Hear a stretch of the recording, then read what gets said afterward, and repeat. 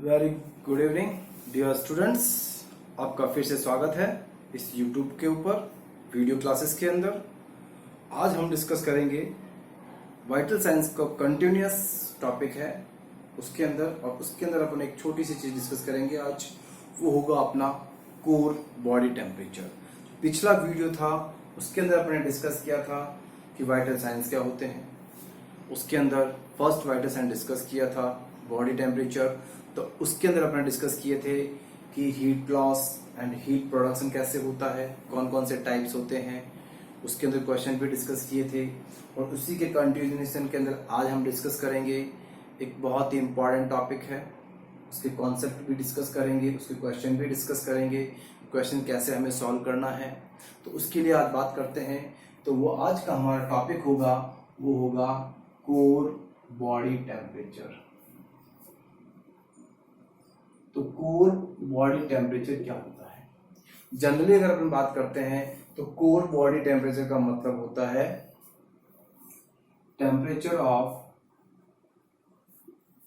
Internal organ और blood. Clear? तो core body temperature का मतलब होता है कि अपने बॉडी के अंदर के जो इंटरनल ऑर्गन्स होते हैं और ब्लड का टेम्परेचर क्या कहलाता है? कोर बॉडी टेम्परेचर कहलाता है। और कुछ और बुक्स के अंदर भी डिस्कस होता है कि इसको अपन डीप टेम्परेचर या इंटरनल टेम्परेचर भी कहते हैं। सही बात है कि जो बॉडी के अंदर का टेम्परेचर होता है, जो डीप टिश्यूज होती हैं उनका टेम्परेचर होता है, तो उसको अपन इंटरनल टेम्परेचर कहते हैं, और उसी को हम क्या बोलते हैं? कोर बॉडी टेम्परेचर कहते हैं। क्लियर? अब बॉडी के जो टेम्परेचर होता है उसके अंदर एक ऐसी मैकेनिज्म होती है जिसकी वजह से बॉडी का इंटरनल टेम्परेचर मेंटेन रहता है, और उसको अपन कहते हैं हीमोस्टेसिस। जो मैकेनिज्म होती है उसका काम होता है कि बॉडी के अंदर जो टेम्परेचर होता है उसको कांस्टेंट बना के रखें, और उसके लिए जो एक्सटर्नल एनवायरनमेंट होता है उसका कम से कम इफेक्ट बॉडी के जो इंटरनल टेम्परेचर है, कोर टेम्परेचर है, उसके ऊपर रहे। अगर उसके ऊपर एक्सटर्नल एनवायरनमेंट का इफेक्ट आता भी है तो वो उसको अच्छे से और आसानी से उसको बैलेंस कर सके, मैनेज कर सके। तो इस बेसिस के ऊपर, इस मैकेनिज्म के द्वारा जो कोर बॉडी टेम्परेचर होता है वो क्या होता है? कांस्टेंट होता है। और जो रीडिंग की बात करते हैं, नॉर्मल टेम्परेचर की बात करते हैं, तो वो टेम्परेचर होता है अपना 98.6 डिग्री फ़ारेनहाइट। अब बात करते हैं कि ये तो फिक्स होता है, एक एग्जैक्ट अमाउंट बात करते हैं। अगर टेम्परेचर की बात करते हैं तो जो भी टेम्परेचर होते हैं, ऐसा तो है नहीं कि बॉडी के अंदर 3, 4, 5 अलग अलग टाइप्स के टेम्परेचर होते हैं, ऐसा तो नहीं है।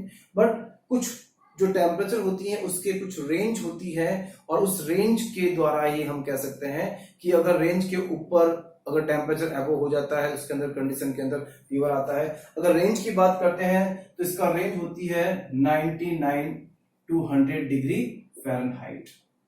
क्लियर? और एवरेज निकालते हैं तो 98.6 आता है। ठीक है? और बॉडी के अंदर जो फ्लक्चुएशन होता है 1 डिग्री सेंटीग्रेड का, जो नॉर्मल टेम्परेचर है उसके अंदर 1 डिग्री सेंटीग्रेड का फ्लक्चुएशन नॉर्मल रहता है, क्योंकि बहुत सी वेरिएशन रिएक्शंस होती है बॉडी के अंदर। मेटाबॉलिज्म बढ़ जाती है, मेटाबॉलिज्म कम हो जाती है, तो टेम्परेचर में वेरिएशन आता है। पेशेंट की कंडीशन क्या है? एक्टिव है, एनर्जेटिक है, या फिर मॉर्निंग इवनिंग का टेम्परेचर भी चेंज आता है। तो इस समय हम क्या करते हैं? 1 डिग्री सेंटीग्रेड जो होता है उसका फ्लक्चुएशन हम कंसिडर करते हैं। क्लियर? अब बात करते हैं कि बॉडी के इंटरनल टेम्परेचर को मेंटेन करने के लिए जो होम्योस्टेसिस मैकेनिज्म होती है वो अपने जो इंटरनल टेम्परेचर होता है उसको कांस्टेंट रखती है।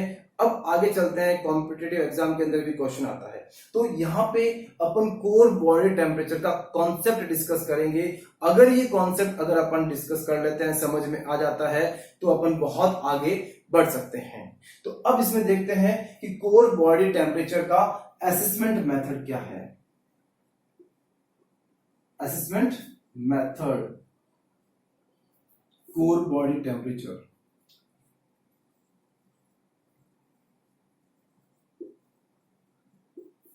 तो अब हम यहां देखते हैं कि कोर बॉडी टेम्परेचर के लिए सबसे most accurate most reliable method कौन सा है, जिससे हमें कि इंटरनल ऑर्गन का और इंटरनल बॉडी टेम्परेचर हमें एग्जैक्ट मालूम हो। तो उसके लिए अगर यहाँ पे अगर अपन कोर बॉडी टेम्परेचर का मतलब डिस्कस कर लेते हैं, समझ जाते हैं, तो आगे अपने बहुत आसानी रहेगी।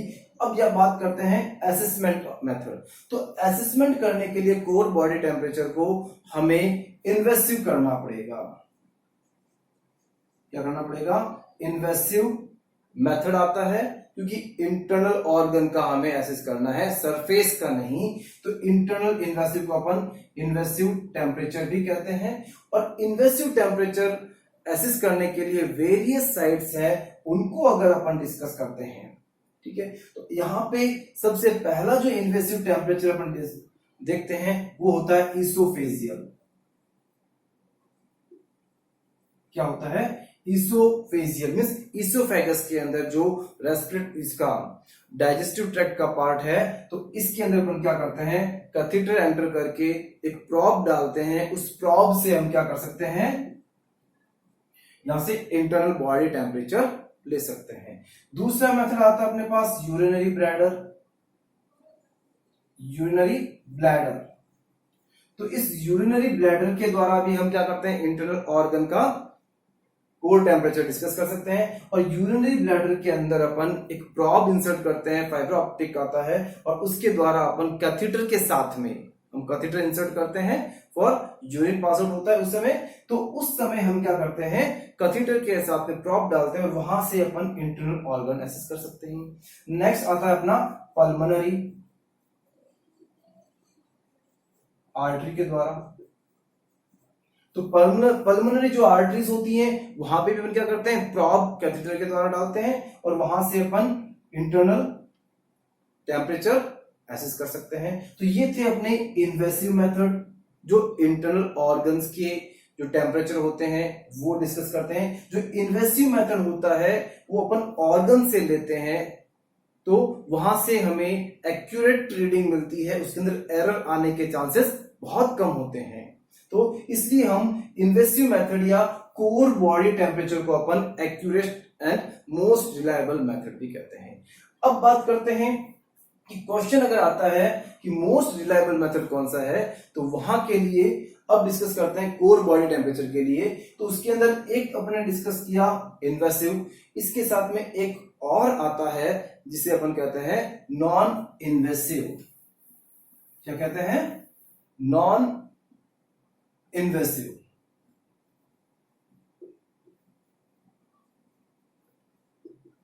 जो नॉन इन्वेसिव होता है उसकी अगर बात करते हैं तो फर्स्ट आता है आपका रेक्टल।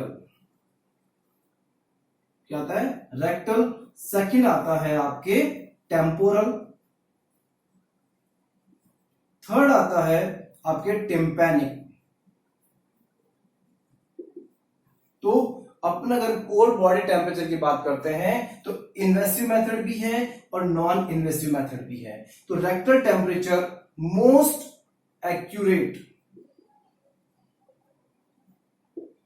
एक्यूरेट रीडिंग देता है रेक्टल टेम्परेचर। हर बुक्स में दे रखा है कि rectal temperature is giving a most accurate reading, ठीक है। मोस्ट रिलायबल मेथड भी बोल सकते हैं इसको।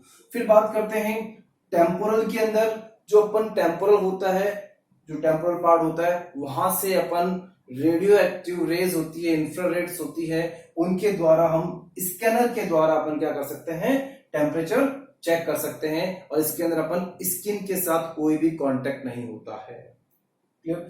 अब बात करते हैं टेम्पैनिक मेम्ब्रेन की। तो टेम्पैनिक मेम्ब्रेन के द्वारा भी हम टेम्परेचर एसेस कर सकते हैं। इसके अंदर क्या करते हैं, ईयर कैनाल के अंदर, ईयर कैनाल में एक प्रॉब डालते हैं और प्रॉब के द्वारा हम टिम्पैनिक मेम्ब्रेन से core body temperature find out कर लेते हैं। सबसे इंपॉर्टेंट और अच्छी बात टिम्पैनिक मेम्ब्रेन की यह है कि जब भी यहां से हाइपोथैलेमस जो ब्रेन में होता है, तो वहां तक जो फ्लक्चुएशन होता है टेम्परेचर का, तो टिम्पैनिक जो मेम्ब्रेन होती है, टिम्पैनिक पार्ट होता है, वहां से होकर गुजरता है। तो इसके अंदर छोटा सा भी अगर फ्लक्चुएशन होता है तो हम उसको आसानी से एसेस कर सकते हैं टिम्पैनिक मेम्ब्रेन के द्वारा। तो अब अपन ने डिस्कस किए हैं कि कोर बॉडी टेम्परेचर के लिए कौन कौन से मेथड्स हैं। अगर अपन इन्वेसिव मेथड की बात करते हैं तो अपने पास इसोफेजियल है, यूरिनरी ब्लैडर है, पल्मोनरी आर्टरी है। और दूसरे नॉन इन्वेसिव की बात करते हैं अपने पास rectal temperature most accurate and reliable method है। फिर आता है टेम्पोरल, फिर आता है आपका टेम्पेनिक। अब बात करते हैं कि मोस्ट कौन सा होता है। अब क्वेश्चन की बात करते हैं कि क्वेश्चन कैसे आते हैं। तो रही बात अपने पास ऑप्शन की, तो जब भी अगर अपने को इनको सॉल्व करना है क्वेश्चन को, तो हमेशा ध्यान रखना होता है कि क्वेश्चन में पूछ क्या रहा है और उसके ऑप्शंस क्या है। तो उसी बेस के ऊपर जैसे ऑप्शंस होंगे उसी के अकॉर्डिंग हमारा सॉल्यूशन होगा। और जितने भी ऑप्शंस होते हैं उनमें से हमें एक स्पेसिफिक ऑप्शन को सिलेक्शन करना, उसको चूज करना बहुत ही डिफिकल्ट होता है जब तक अपने कॉन्सेप्ट क्लियर नहीं होते हैं। तो अब हम बात करते हैं यहां पे कि इसोफेजियल नहीं है ऑप्शन के अंदर, यूरिनरी ब्लैडर भी नहीं है और पल्मोनरी आर्टरी भी नहीं है। अगर तीनों नहीं है, अगर ये तीनों आते हैं तो ये आपके मोस्ट रिलायबल मेथड होंगे। अगर ऑप्शन के अंदर इसोफेजियल है तो इसोफेजियल करेक्ट होगा, यूरिनरी ब्लैडर है तो यूरिनरी ब्लैडर करेक्ट होगा, पल्मोनरी आर्टरी है तो पल्मोनरी आर्टरी करेक्ट होगा। और फिर अगर ये तीनों ऑप्शन में नहीं है तो होगा आपका रेक्टल टेम्परेचर, मोस्ट रिलायबल मानते हैं इसको। ये भी नहीं है तो ये है, ये भी नहीं है तो ये। तो हमें आंसर देना है ऑप्शन में क्या पूछा है, ऑप्शन में क्या क्या इनमें से पॉइंट्स हैं, तो उन बेस के ऊपर हमें क्या करना पड़ेगा, सिलेक्शन करना होगा मोस्ट एक्यूरेट। अब बात करते हैं कि इन सब का अगर क्वेश्चन के अंदर ये ऑप्शन भी होता है, ये भी होता है, ये भी होता है, रेक्टल भी है, सारे अगर ऑप्शन उसमें रहते हैं तो उस समय आपका करेक्ट आंसर कौन सा होगा। तो यहां पे सबसे इंपॉर्टेंट है, अगर सारे ऑप्शन अवेलेबल हैं तो अपना जो most reliable and most accurate जो मेथड होगा वो होगा अपना यूरिनरी ब्लैडर। कौन सा होगा, यूरिनरी ब्लैडर आपका करेक्ट आंसर होगा। यहां पे रेक्टल भी है, क्लियर, तो यहां पे यूरिनरी ब्लैडर करेक्ट आंसर होगा, क्लियर। इसके पीछे रीजंस भी है, काफी बुक्स भी हमने देखी है, डिस्कस किया, एसेस किया। उसके बाद में कोर टेम्परेचर के ऊपर हमने क्लास लेने का सोचा था, तो वो था कि यूरिनरी ब्लैडर के अंदर अपन जो इनड्वेलिंग कैथेटर अपन इंसर्ट कर रहे हैं और वहां से कंटिन्यूअसली यूरिन पास होता है, तो कंटिन्यूअसली यूरिन पास होता है तो वहां पे हम कैथेटर के अंदर जो टेम्परेचर चेक करने के लिए जो प्रॉब होती है वो इंसर्ट कर देते हैं, तो हमें उसे कंटिन्यूअसली टेम्परेचर एसेस करने का मिल सकता है। एवरी सेकंड के ऊपर, एवरी मिनट के ऊपर हम टेम्परेचर एसेस कर सकते हैं। तो वो हमें क्या देगा, इंटरनल टेम्परेचर देगा, वो भी एक्यूरेट। बाकी जितने भी प्रोसीजर्स हैं, रेक्टल टेम्परेचर के अंदर अगर बात करते हैं मोस्ट एक्यूरेट है, बट इसके अंदर अपन क्या करते हैं, टेम्परेचर थर्मामीटर इंसर्ट करते हैं और 2 मिनट्स के बाद उसको रिमूव कर देते हैं। तो इंड्यूलिंग कैथेटर में क्या होता है, कंटिन्यूअसली हम इसकी रीडिंग कर सकते हैं। क्यों कि कैथेटर हम रिमूव नहीं करते हैं, वो वहां पे ही रहता है, ठीक है। तो बाकी अगर इन्वेसिव मेथड की बात करते हैं तो यूरिनरी ब्लैडर सबसे बेस्ट है। अगर नॉन इन्वेसिव आता है तो रेक्टल टेम्परेचर बहुत मोस्ट एक्यूरेट है। अब बात करते हैं तो जो ये कोर टेम्परेचर है इसके ऊपर काफी स्टडीज हुई है, और जो कोर बॉडी टेम्परेचर होता है इसकी हमें आवश्यकता कहां होती है, इंटेंसिव केयर यूनिट, कहां पे, आईसीयू के अंदर, जहां पे पेशेंट बेड रिडन होते हैं और वहां पे हमें ट्रीटमेंट के लिए एवरी सेकेंड और एग्जैक्ट और एक्यूरेट टेम्परेचर की आवश्यकता होती है। तो वहां पे हमें कोर बॉडी टेम्परेचर की आवश्यकता होती है। तो उससे हम उसका ट्रीटमेंट प्लान क्या चल रहा है, उसका प्रोग्रेस कैसे हो रहा है, वो हम एसेस कर सकते हैं। क्योंकि स्मॉल रीडिंग अगर फ्लक्चुएशन होता है टेम्परेचर के अंदर 0.1 फ़ारेनहाइट का भी अगर चेंजेस आता है तो उससे पेशेंट की कंडीशन डिस्टर्ब हो जाती है। तो हमें उस कंडीशन के अंदर हमें कोर बॉडी टेम्परेचर की आवश्यकता होती है जो हमें एक्यूरेट रीडिंग देता है। क्लियर? तो ये थे कुछ मेथड्स जो कोर बॉडी टेम्परेचर के ऊपर थे, तो इसके ऊपर अपन ने बहुत अच्छे से डिस्कस किया है। अगर आपको इस वीडियो में कुछ अच्छा लगे तो एक शेयर और एक लाइक जरूर बनता है, तो वो उसको आप कीजिए और शेयर भी कीजिए। और ये हमारे वीडियो इस समय बनाने का एक ही मकसद है कि हम हमारे प्रोफेशन के अंदर जितने भी नर्सिंग से जुड़े हुए पर्सन्स हैं, स्टूडेंट्स हैं, कंपटीशन वाले हैं, उनको अच्छे से अच्छे नॉलेज हम दे सकें, उनके डाउट क्लियर कर सकें इस वीडियोस के द्वारा। और हम आगे भी इस फील्ड के अंदर और भी अच्छे अच्छे वीडियो लेके आएंगे। पहले तो हम ये वाइटल साइंस कंप्लीट करेंगे, काफी लंबा टॉपिक है, बहुत भी सेक्शंस बनेंगे इसके अंदर, कंप्लीटली डिटेल में डिस्कस भी करेंगे।